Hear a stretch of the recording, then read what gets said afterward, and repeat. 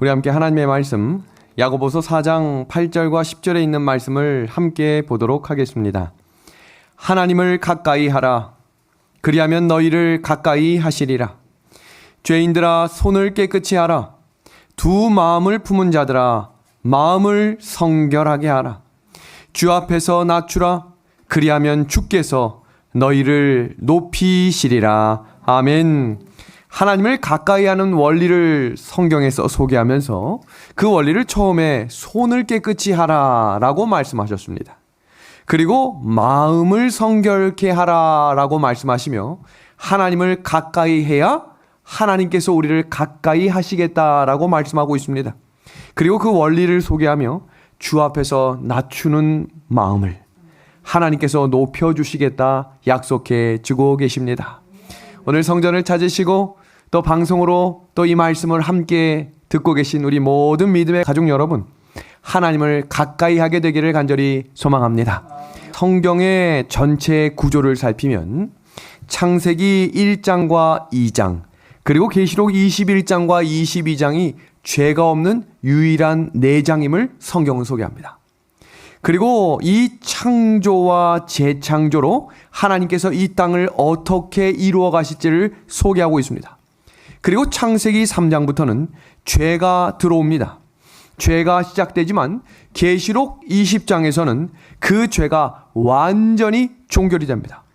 그래서 창세기 4장부터 계시록 19장까지는 예수님의 십자가를 중심으로 이루어지며 예수님이 우리에게 어떤 분이신지, 그리고 그 예수님이 계시지 않으면 우리는 어떻게 멸망에 갈지를 소개하며 기록한 책을 성경이라고 소개하는 것입니다. 성경이 무엇을 이야기하고 있는가?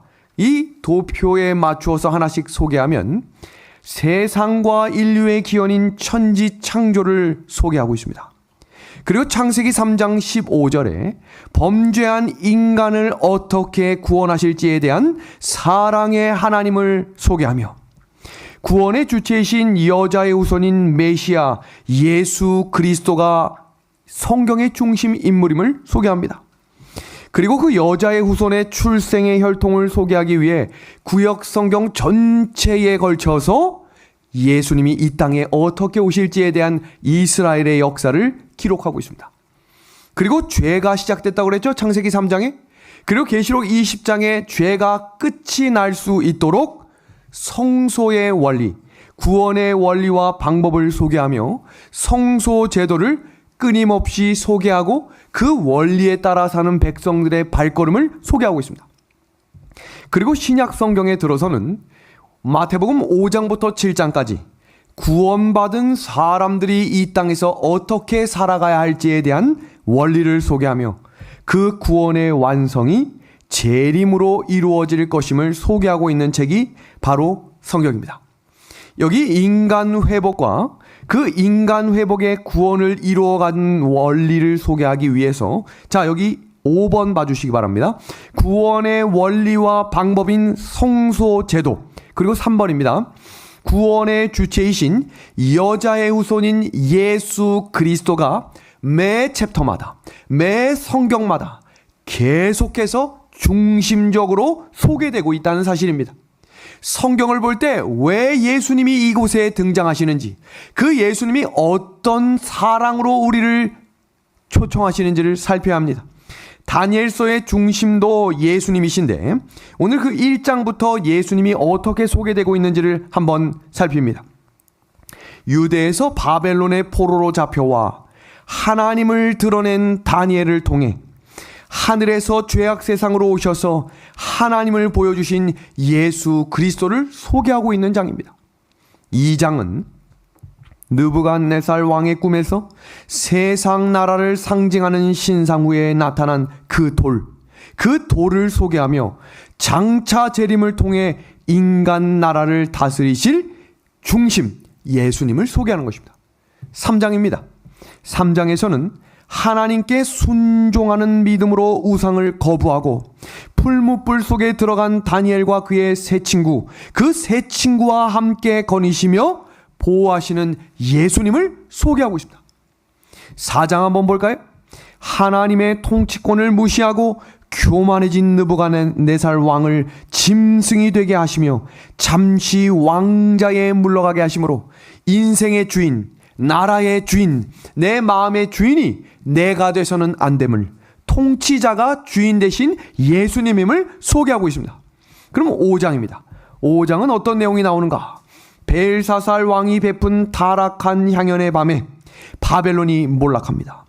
마지막 시대에 타락하고 배대한 바벨론 교회를 멸하시는 분도 누구임을 그리스도 예수이심을 소개하고 있는 것입니다. 6장입니다. 간신들의 음해로 사자굴에 들어간 다니엘, 제사장들의 음해로 십자가에 돌아가신 예수님을 소개하며 다리오 왕과 빌라도의 실패를 이야기하는 챕터입니다. 7장입니다.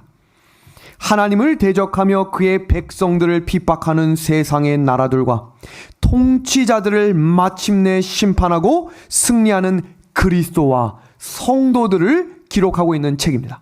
적그리스도에 대해서 저희가 6번 배웠습니다. 8장입니다. 저희가 지금 7번째 배우고 있는 이 8장은 무엇을 가르치는가? 중요합니다. 하나님의 성소와 성소 제도를 공격하는 작은 뿔의 세력을 멸하시고 그의 백성들을 구원하시는 하늘 성소의 누구를요? 예수 그리스도를 소개하고 있는 것입니다. 자, 그럼 이제 9장입니다. 9장은 십자가에 돌아가심으로 하나님과 그분 사이의 언약을 재확인하시는 희생 제물로서의 예수 그리스도를 기록하고 있습니다. 그럼 10장과 11장, 12장은 악의 세력과 싸워서 이기고 사망의 권세로부터 하나님의 백성을 구원하시는 최고의 사령관 미가엘이신 누구를요? 예수 그리스도를 소개하고 있는 것입니다. 그러니까 다니엘은 모든 챕터마다 누가 중심입니까? 누가? 예수님입니다. 예수님. 영감의 글입니다. 성경의 모든 위대한 진리들은 그리스도를 중심으로 기록된 것이기 때문에 올바르게 이해하기만 하면 모든 진리가 영혼들을 당신께로 인도하시게 된다. 너무 중요한 말씀이죠. 그리스도를 알파와 오메가요, 구속의 경륜의 처음과 나중이 되시는 분으로 증언해야 한다. 다니엘이 총 12장으로 되어 있는데 가장 중심되는 내용이 다니엘 7장, 8장, 9장이라고 소개해드렸죠. 그 8장에 중심되는 내용이 성소이기 때문에 우리가 그 성소에 대한 내용을 명확하게 이해하기 위해 기초부터 하나씩 공부해 나가고 있습니다. 지난 시간까지 우리가 성소 안에 들어가 떡상에 대해서 배웠습니다. 오늘은 그 향단과 촛대에 대해서 배울 것인데 성경에 삼중기별이 여러 개가 나오죠. 현대기별뿐만 아니라 세천사의 기별뿐만 아니라 모든 것이 삼위일체로 되어 있는 것이 너무 많습니다. 그것 또한 성소 안에도 기물이 몇 개 있습니까? 3개의 기물이 하나로 운영되며 하나님께로 드려지는 그 원리가 무엇이고 그 원리를 이해하는 것이 왜 하나님을 가까이 하는 것인지를 오늘 하나씩 살펴보도록 하겠습니다. 우리 성소의 역사 잠깐 복습합니다. 원시 성소로부터 시작된 아담으로부터 노아 시대까지, 그리고 제단 성소로 시작되는 노아와 모세의 때까지, 그리고 성막 성소인 모세와 솔로몬 시대 때까지, 그리고 예수님이 오시기 전까지 솔로몬 시대부터 예수님 때까지는 성전 성소로 솔로몬, 수룹바벨, 헤롯 성전으로 이어진다라고 소개했고, 예수님께서 이 성전이 무너진다라고 소개하며 이제는 그 성전이 어디에 들어가겠다라고 소개했다 그랬죠? 너희 몸이 성전이 되겠다라고 이야기했습니다. 그래서 고린도전서 6장 19절에서 20절에는 너희 몸은 너희가 하나님께로부터 받은 바 너희 가운데 계신 성령의 전인 줄을 알지 못하느냐?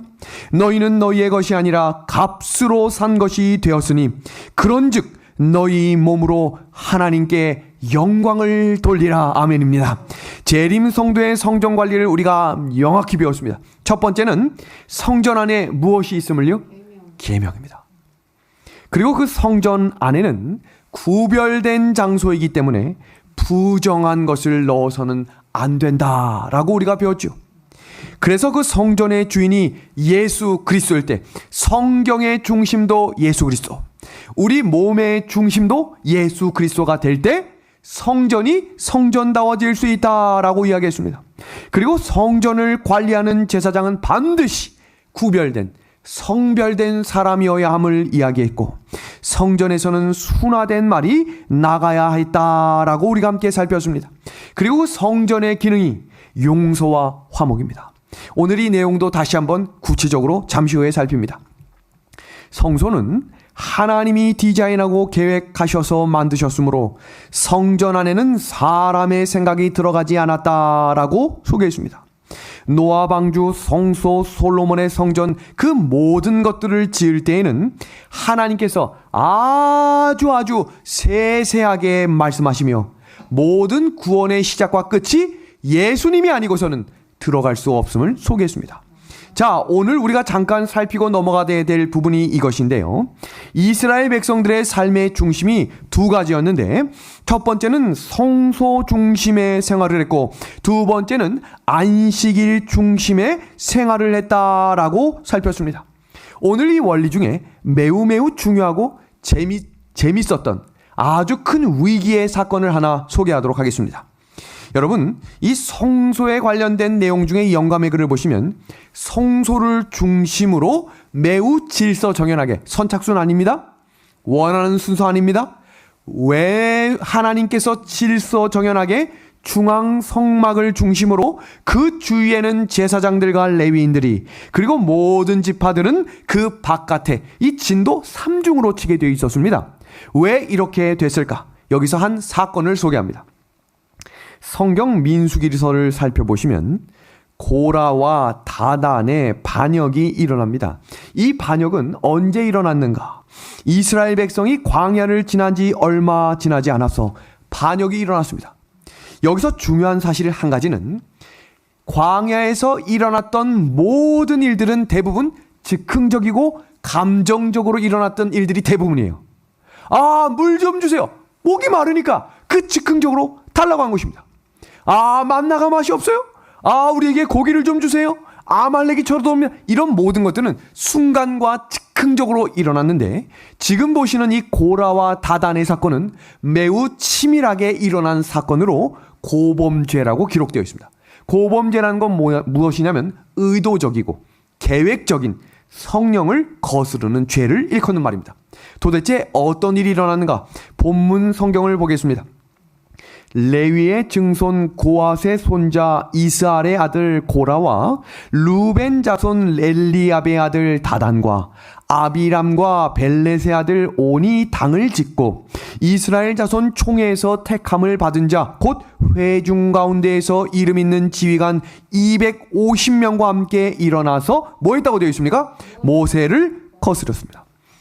여기 모세를 거스렸다라는 말은 사람을 일컫는 말이 아니라 주석을 보면 하나님을 배반했다 이렇게 되어 있어요. 도대체 무슨 일인가? 여러분, 반역을 일으킬 때 명분이 없으면 그것은 성립되지 않아요. 미혹이란 말 들어보셨죠? 유혹이란 말 들어보셨습니까? 유혹도 설득이 돼야 되는 것이고 미혹도 명분이 있어야 되는 것이에요. 그런데 지금 여기에 가장 중요한 것이 바로 명분입니다. 여러분, 조선 왕조 500년 중에 27명의 왕이 있었습니다.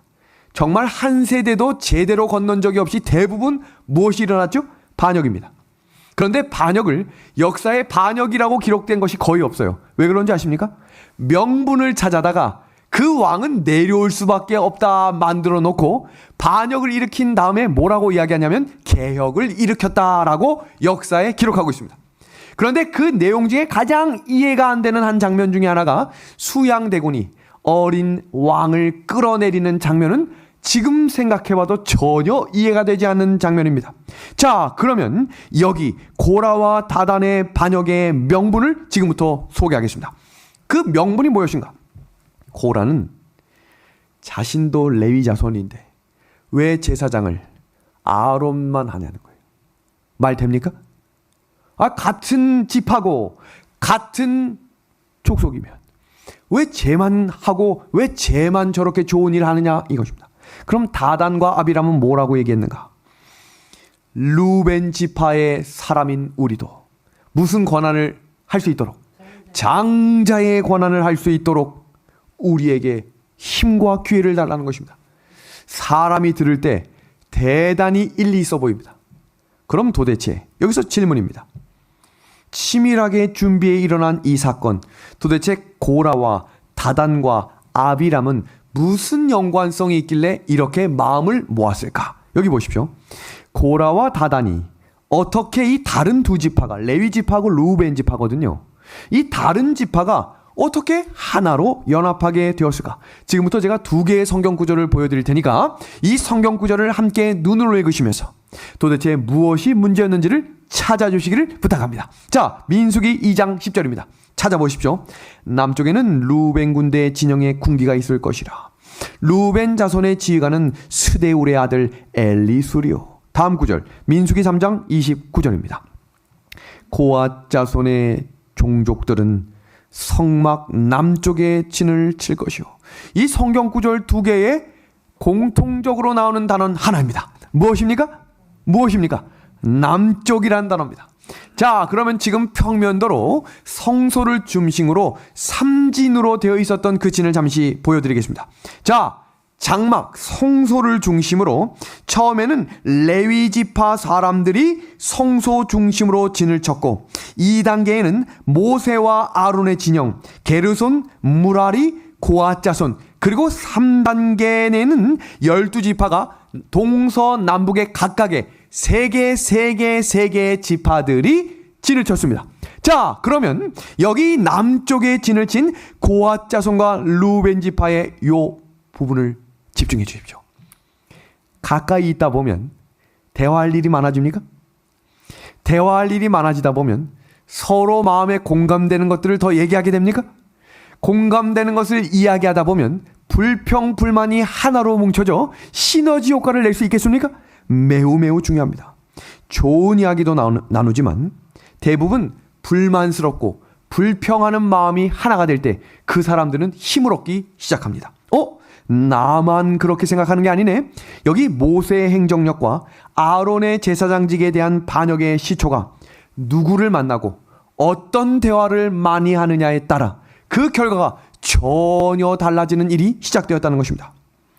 우리 믿음의 하늘 가족 여러분, 여러분들은 어떤 사람과 자주 대화를 하십니까? 이 대화는 우리 내면 세계를 형성해 나가는 매우 중요한 역할을 하는 일이라고 성경은 말하고 있습니다. 이 질문을 이렇게 한번 바꿔보겠습니다. 여러분은 얼마나 자주 하나님과 대화를 하고 계십니까? 아주 중요한 질문입니다. 얼마나 자주 하나님과 대화를 하고 계십니까? 지금 보시는 이 그림은 가톨릭 신학교는 7년제입니다. 가톨릭 신학교가 7년제를 마치고 종신서약을 하며 이제 신부로 안수받는 장면이 얼마 전 기사로 이슈가 됐습니다. 이 단순히 안수받는 장면이 이슈가 됐던 것이 아니라 여태까지 가톨릭 신학교가 7년 동안 어떤 커리큘럼으로 교육을 받는지 아무도 몰랐어요. 들어가지 않은 사람 외에는 아무도 몰라요. 그런데 그것을 몇 년 전에 공개를 했습니다. 도대체 가톨릭 신학교는 무엇을 어떻게 교육시키는가? 근데 제가 충격을 받았습니다. 150년 만에 발표한 신학교 7년의 커리큘럼 한번 같이 볼까요? 지금 보시는 이 시간표는 신학생의 하루 시간표입니다. 도대체 어떤 하루를 보내나 한번 볼까요? 평범한 대학생과 전혀 다른 한 장면이 나오는데 하루에 7번 기도의 시간을 갖습니다. 아침 새벽 6시에 기상하여 6시 30분에 개인 묵상과 기도를 갖고 7시 15분이 되면 정규 예배를 갖습니다. 그리고 식사를 마치고 수업을 마친 이후에 12시에는 개인적으로 모두가 성당을 찾아와 개인 기도를 또 시작합니다. 그리고 오후에 수업을 마치면 또다시 저녁 5시 30분에 개인 기도를 시작합니다. 그리고 저녁을 먹고 7시 30분부터 또 묵주 기도를 시작합니다. 그리고 8시부터 잠들기 전까지 침묵 기도를 시작합니다. 이들이 기도와 침묵을 하루에 얼마나 하는가 기사를 보니까 하루 일과의 4분의 1을 기도하는 시간으로 7년을 훈련합니다. 이 시간을 7년을 보내고 군대를 2년 다녀오면 한국이나 해외에서 반드시 1년간 의무로 빈민촌에서 봉사를 해야만 안수를 받아요. 그리고 여기서 매우 중요한 것은 그들이 습관적으로 하는 훈련은 하나입니다. 기도입니다. 기도의 훈련이 되지 않은 사람은 힘부로 서품을 받지 못했습니다. 그렇다면 여러분은 어떻게 습관을 가지고 기도와 말씀을 상고하고 계십니까? 지금 보시는 이 그림은 우리 은하숙교의 한 가정에서 한 성도님이 남편의 책상을 정리하기 위해 들어갔다가 발견한 사진을 찍어서 저에게 보내준 사진입니다. 그리고 저에게 보낸 카톡을 좀 소개하겠습니다. 목사님 안녕하세요. 남편 책상 위에 물건을 놓으러 들어갔다가 성경책과 교재가 놓여 있는 것을 보고 참 기뻤어요. 남편은 20년 가까이 공부를 하던 사람이어서 책상에 전공 서적이 늘 있었거든요. 함께 말씀을 공부할 수 있는 기쁨을 주셔서 감사합니다. 우리 가정을 사랑으로 세워주시는 하나님께 너무 감사합니다. 제 마음과 삶의 어둠이 빠지고 빛으로 채워지기를 소망합니다. 아멘입니다. 그러면서 저한테 어떤 사진을 보내셨냐면 여러분 색연필 아시죠? 색연필이 아주 짧아진 한 사진을 보내셨습니다. 뭐 한 거예요? 성경과 영감의 글을 읽으며 그 길었던 색연필이 짧아진 헌신의 믿음을 보내주신 것입니다. 여러분 신앙 속에 반드시 필요한 훈련은 기도와 말씀의 훈련이 있지 않으면 오늘 제가 왜 이 내용을 강조하냐면 성소 안에 들어간 성화의 과정으로 시작되는 믿음의 성도들의 발걸음은 이 세 가지가 없으면 결단코 지성소에서 나오시는 예수님을 만날 수 없다고 이야기했습니다. 그러니까 이것은 해도 되고 안 해도 되는 것이 아니라 우리의 일상생활 속에 이 믿음의 발걸음이 반드시 있어야 다시 오실 예수님과 만나는 훈련과 준비가 된다는 사실입니다. 우리 잠언 3장 3절의 말씀 다 같이 한번 읽어볼까요? 인자와 시작. 인자와 진리가 내게서 떠나지 말게 하고 그것을 내 목에 매며 내 마음판에 새기라 라고 이야기합니다. 여러분 돌에 새기는 게 쉬울까요? 마음판에 새기는 게 쉬울까요? 어떤 분은 돌입니다 라고 말하지만 요즘같이 기술이 발달된 시대에는 돌에 새기는 건 문제도 아닙니다. 그런데 마음에 새기는 건 문제가 있어요. 왜 그럴까요? 돌은 저항을 안 해요. 기계로 하든 뭘 하든 가만히 있어요. 근데 사람의 마음은 자꾸 저항을 합니다. 그래서 하나님께서는 우리에게 뭐라고 말씀하시냐면 내 마음판에 하나님의 진리가 새겨져야 한다라고 이야기하고 있습니다. 도대체 고라에게 무슨 일이 있었던 것일까? 다단에게 무슨 일이 있었던 것일까? 고라와 다단과 아비람은 하나님께 불평을 가졌습니다. 그래서 하나님의 질서를 부인하고 그것을 바꾸고자 결심했던 사람들이 모이게 된 것입니다. 그런데 여기 중요한 사실 하나 소개합니다. 그 시초에 한 등장인물이 있는데 사탄마귀였습니다. 사탄마귀가 하나님께 불평하는 마음을 가지고 하나님의 질서를 부인하며 일어난 반역의 마음의 중심이 무엇이었는가? 교만입니다. 왜 이렇게까지밖에 못할까? 더 잘할 수는 없을까? 그 시작이 사랑이면 참 감사한데 교만한 마음으로 시작되면 하나님의 길과 정반대의 길로 갈 수 있음을 이야기합니다. 지금 사탄이 품은 이 마음 때문에 하늘의 천사 3분의 1이 반역의 길이 들었었습니다. 여러분 주목하십시오. 고라와 다단의 그 반역의 마음 때문에 지도자, 그냥 평범한 사람 말고요, 지도자 250명이 그 일에 가담한 것입니다. 이 불평과 하나님의 질서를 부인하는 마음이 얼마나 위태롭고 위험한 마음인지를 기억하셔야 합니다. 불만이 많아질수록 하나님 앞에 이야기하고 문제 해결을 받을 수 있는 믿음을 키워나가시길 바랍니다. 그렇지 않고 본인 스스로 해결해 나가려고 한다면 있어서는 안 되는 일들이 일어나는 것입니다. 하나님께서 그들을 심판하셔서 다 죽었습니다. 그리고 우리에게 오늘 이렇게 말씀하시는 것입니다. 하나님을 가까이 하라. 그리하면 너희를 가까이 하시리라. 죄인들아, 손을 깨끗이 하라. 두 마음을 품은 자들아, 어디를요? 어디를? 마음을 성결하게 하라. 그렇다면 하나님을 가까이 하는 것이 어떤 것일까? 그 말씀이 시편 1편에 기록되어 있습니다. 하나님을 가까이 하는 마음이 어떤 마음인가? 복 있는 사람은 악인들의 꾀를 따르지 아니하며 죄인들의 길에 서지 아니하며, 넘어갑니다. 노란색 글씨입니다. 시냇가에 심은 나무와 같은 사람이 되겠다고 이야기합니다. 반대로 악인들의 삶을 뭐라고 정의 내리고 있습니까? 노란색 글씨, 바람에 나는 겨와 같다라고 이야기하고 있습니다. 그럼 도대체 복 있는 사람은 왜 시냇가에 심은 나무라고 이야기하고, 악인들은 왜 바람에 나는 겨라고 이야기할까? 여러분, 세상에서 일을 하다 보면 식사 시간이나 회식 시간마다 아주 힘든 분들이 너무 많이 있습니다. 그때 많이 듣는 질문 중에 당신은 도대체 무슨 재미로 삽니까? 라는 질문을 많이 받는다고 해요. 아니, 술도 안 먹고 담배도 안 태우고, 아이고 술집에 가거나 단란주점도 안 다니면 도대체 무슨 재미로 삽니까? 여기서 그 악인들의 삶을 뭐라고 표현하고 있습니까? 붉은색 박스? 바람에 나는 겨입니다. 여러분, 중요한 것은 바람에 나는 겨는 반드시 바람이 있어야만 날린다는 것입니다.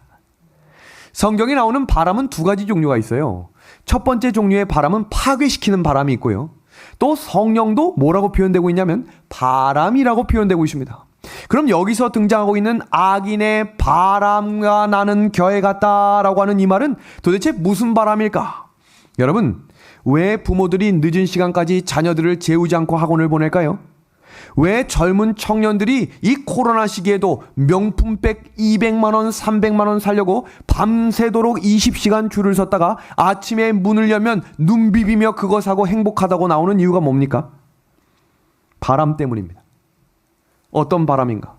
그것을 세상 바람이라고 말하고, 그것을 유행의 바람이라고 말하며, 그것이 문화의 바람, 트렌드의 바람, 풍습의 바람이라고 말합니다. 그럼 도대체 이걸 누가 만드는 거냐는 거예요. 여러분, 놀라지 마십시오. 에베소서 2장 2절은 이 바람을 만드는 존재를 정확히 이렇게 소개합니다.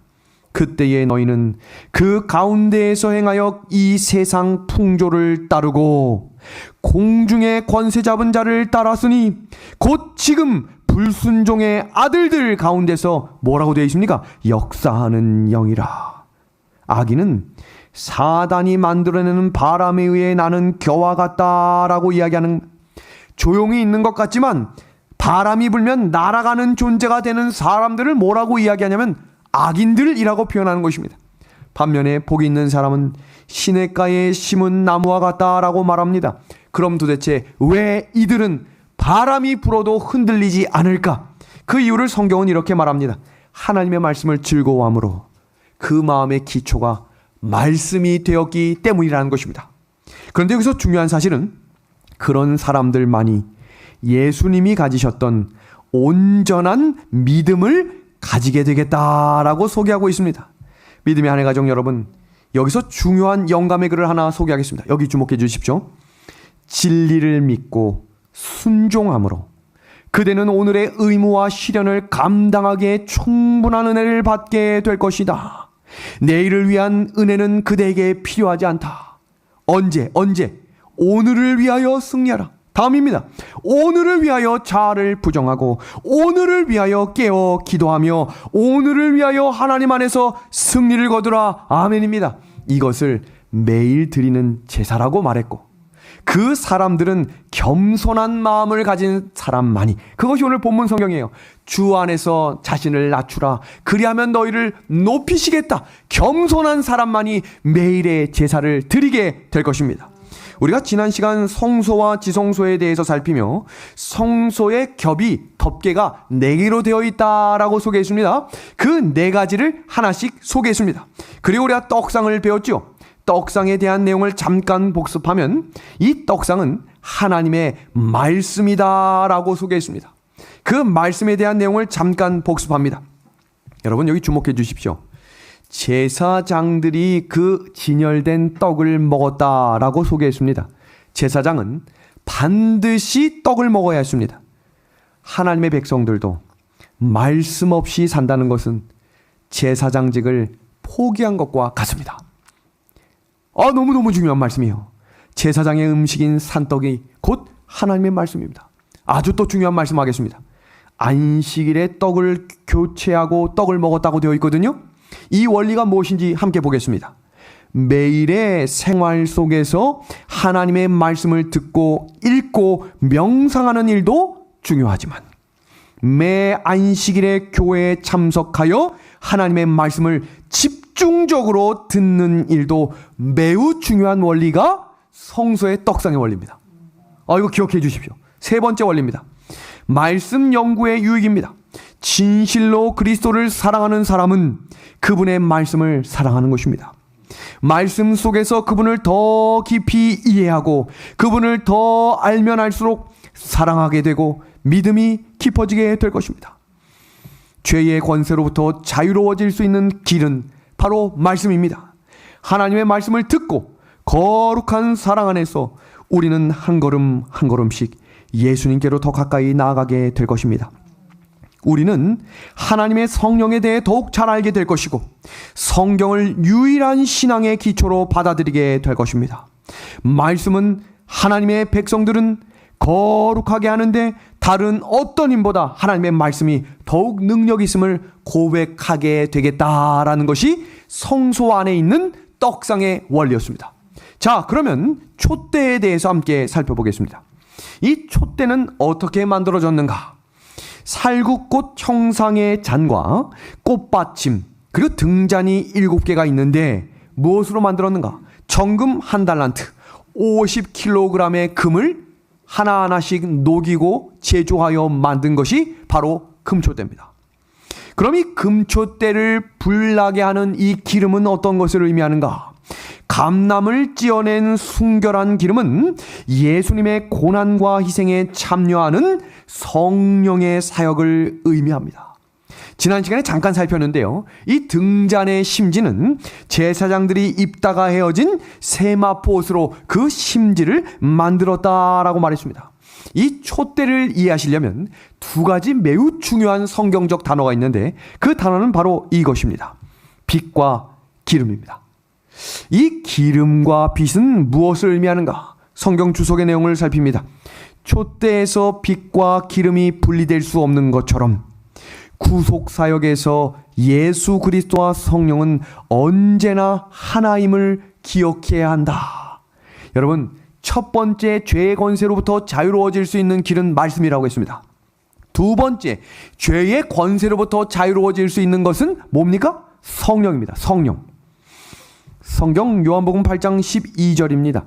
예수께서 또 일러 가라사대 나는 세상에 뭐라고 말씀하셨어요? 빛이다 라고 했습니다. 나를 따르는 자는 어두움에 다니지 아니하고 생명의 빛을 얻으리라 라고 말씀하셨습니다.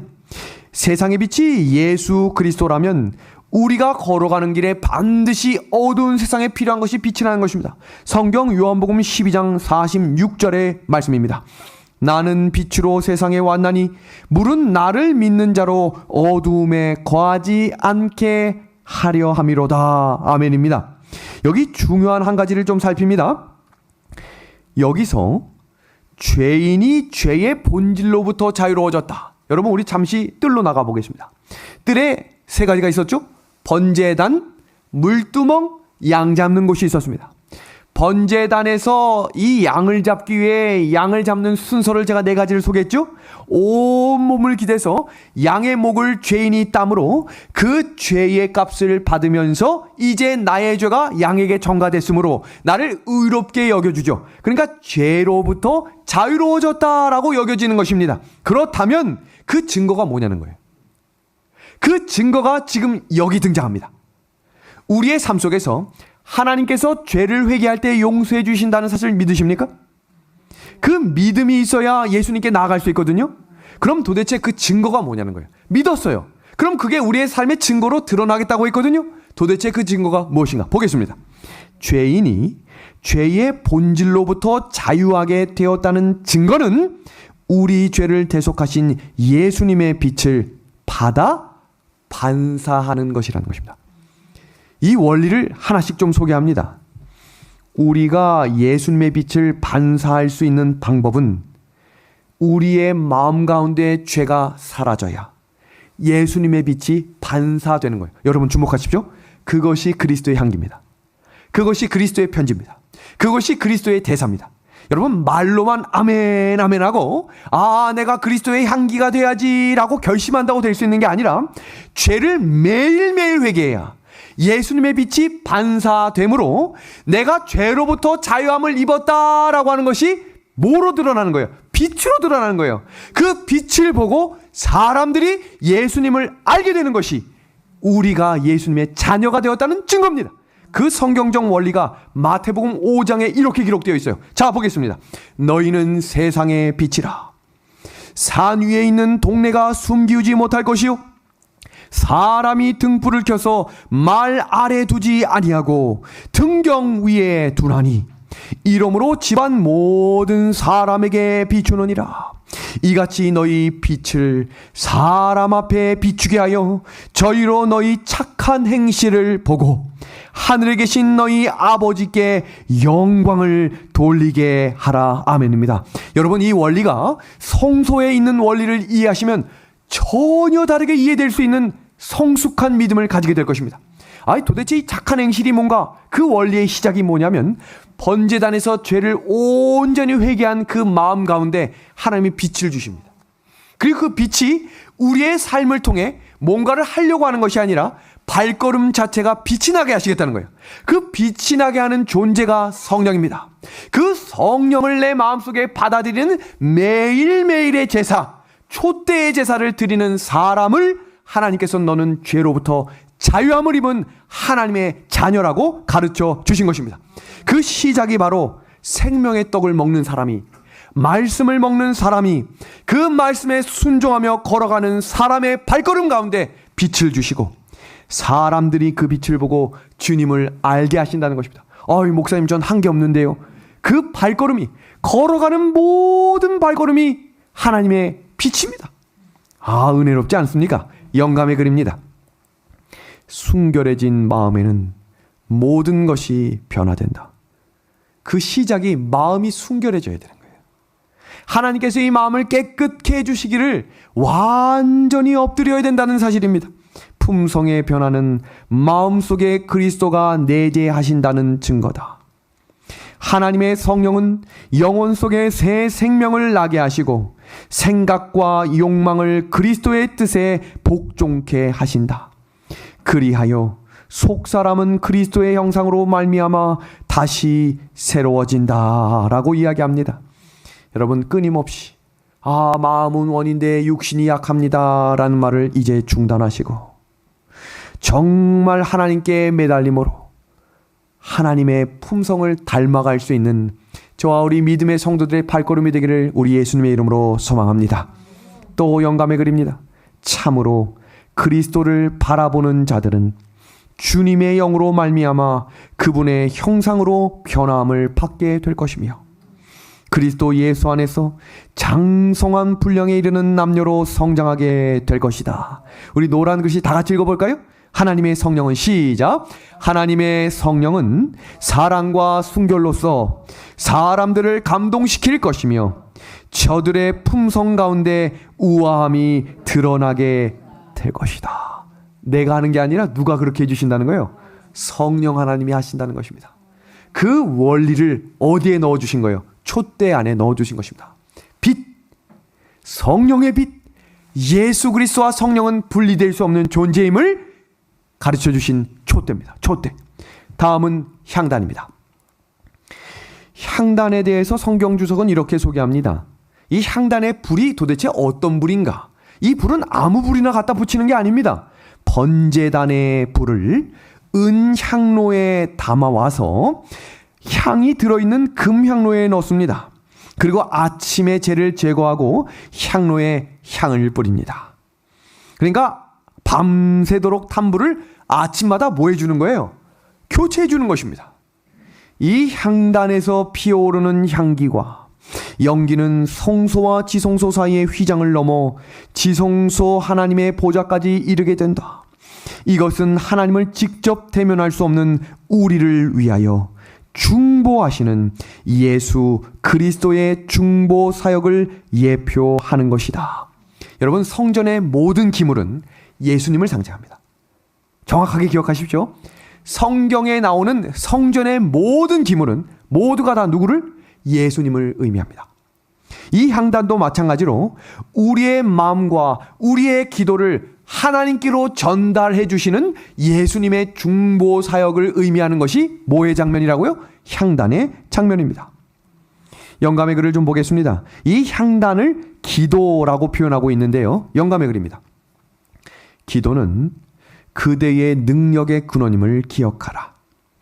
성급한 기도를 드린 후 등한히 여김을 받거나 잊음을 당할지도 모르는 사물을 돌보러 급히 달려가는 일꾼은 성공을 거둘 수 없다. 그는 다만 급하게 몇 번 하나님을 생각하였을 뿐이다. 그는 육체적 영적 능력의 소생함을 위하여 주를 생각하고 기도하고 기다리는 시간을 들이지 아니한다. 그는 곧 지쳐버린다. 그는 그 생명의 기력을 얻지 못한다. 그의 몹시 지쳐버린 체구와 피곤한 두뇌는 그리스도와의 개인적인 접촉을 통하여 위로함을 받지 못한다. 현재를 사는 그리스도인들의 모습입니다. 너무너무 급하게 살았어. 다 잊어버리는 것입니다. 여러분, 제가 태섭이 예섭이가 학교가 이렇게 가깝지만 1분밖에 안 걸리지만 매일 아침 데려다주는 이유는 하나입니다. 기도해주고 출발하기 때문이에요. 근데 요즘 들어 윤예섭이 자꾸 먼저 학교를 뛰어갑니다. 그래서 제가 어느 날 태섭이하고 차에 앉아 기도할 때 이렇게 기도했어요. 하나님, 오늘 하루도 태섭이와 예섭이의 하루를 지켜주십시오. 그러니까 기도가 끝난 다음에 태섭이가 말합니다. 예섭이 없는데 왜 예섭이 위해 기도하냐는 것입니다. 예수님은 우리를 위해 매일매일 기도하십니다. 그러면서 우리에게 뭐라고 말씀하시냐면 기도 없는 하루를 시작하지 말라. 기도 없이 하루를 마무리하지 말라. 여러분, 마틴 루터를 너무 잘 아시죠?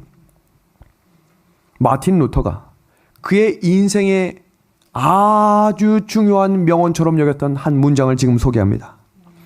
나는 오늘 할 일이 너무 많아서 보통 때보다 기도할 시간이 더 필요하다. 예수님이 왜 밤중이나 새벽에 기도하셨죠?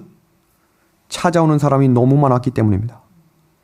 예수님의 사역이 기도 없이는 하나도 이루어지지 않을 것을 아셨기 때문에 예수님은 아무리 피곤하셔도 새벽을 깨우고 기도하셨습니다. 믿음의 하늘 가족 여러분, 우리가 걸어가는 발걸음이 예수님의 기도의 습관을 따라 걸어가는 발걸음이 되기를 우리 예수님의 이름으로 소망합니다. 우리 청교도 목사님 윌리엄 거널 목사님이 말씀하신 이 글을 좀 소개합니다. 말씀을 더 읽을수록 더 강력하게 기도할 수 있다.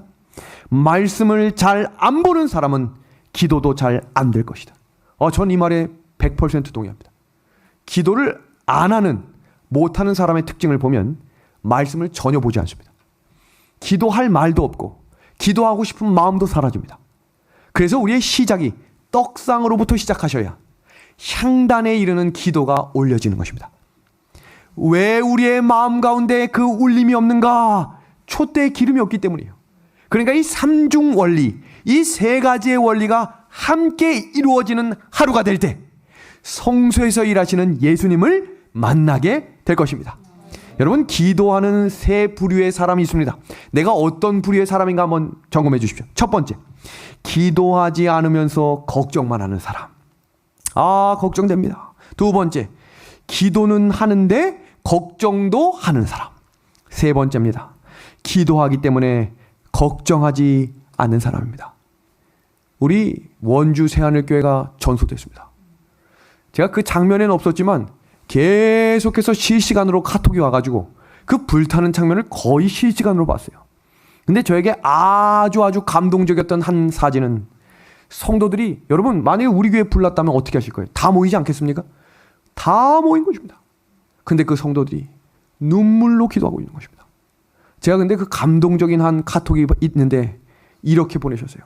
목사님, 예루살렘이 무너지는 것을 보며 성도들의 마음이 이렇게 아프겠다는 사실을 하나님이 알게 해주셨습니다. 불이 타고 있는데 끌 수가 없는 것입니다. 소방차가 와도 꺼지질 않는 것입니다. 그 무너짐 속에 그분들의 고백은 이것이었습니다. 이제 하나님이 어떻게 회복시키시는지를 경험하기 위해 엎드리는 일만 하겠습니다. 제가 아멘을 했어요. 상상할 수 없는 일들이 일어났습니다. 완전히 다 타버렸어요. 그러나 하나님은 예루살렘을 재건하셨어요. 하나님의 신실한 백성들을 통해 그 발걸음을 인도하시며 이제 하나님이 살아계심을 우리에게 보여주실 것입니다. 여러분, 어떻게 성령 충만한 삶을 살아갈 수 있을까? 영감의 글은 분명하게 이렇게 소개합니다. 여기 주목된 말씀 주목해서 보겠습니다. 하나님을 위한 열성이 제자들을 감동시켜서 큰 권세를 가지고 증거하게 하였다. 이 열심이 그리스도의 구속하시는 사랑과 십자가에 못 박히신 그리스도에 대한 이야기를 전하겠다는 결심으로 우리의 심령에 불을 붙여야 하지 않겠는가? 열심 있고 끈기 있는 기도의 응답으로 오는 하나님의 성령께서 임하시어 사람들로 봉사하시는 일의 능력으로 채우셔야 하지 않겠는가? 아멘입니다. 여기 분명한 원리 속에 있죠. 열심 있고 끈기 있는 기도입니다. 한 번에 하는 거예요. 한 번이 아니라 끈기 있게 계속해서 하나님만 붙들고 전진하는, 씨름하여 내가 이 문제가 해결되지 않으면 이 손을 절대로 놓지 못하고 했던 야곱의 심정을 가지고 기도의 시간을 갖게 되기를 간절히 소망합니다. 오늘 이 성소의 원리를 다시 총정리합니다. 이 성소는 죄의 권세로부터 자유함을 입을 수 있는 원리를 세 가지로 소개하는데, 그 첫 번째 떡상 뭘 의미한다 그랬습니까? 말씀 기억하십시오. 말씀입니다. 두 번째 금초대 뭡니까? 성령입니다. 성령. 세 번째입니다. 분향단. 이 향단은 뭘 의미합니까? 기도입니다. 말씀이 없으면 기도하고 싶은 마음이 들지 않아요.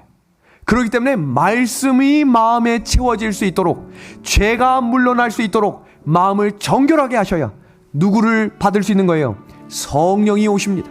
그 성령을 구하는 방법이 뭐라고 소개합니까? 기도입니다. 기도. 말씀과 기도로 옷 입음으로 10처녀 중에 5처녀가 가졌던 그 기름을 들고 다시 오실 예수님, 지성소의 이 휘장이 거치는 날 우리 예수님을 맞이할 수 있는 참된 올바른 그리스도인의 길로 걸어가는 저 우리 믿음의 하늘 가족들이 되기를 소망하며 오늘 저녁 공부를 마치도록 하겠습니다.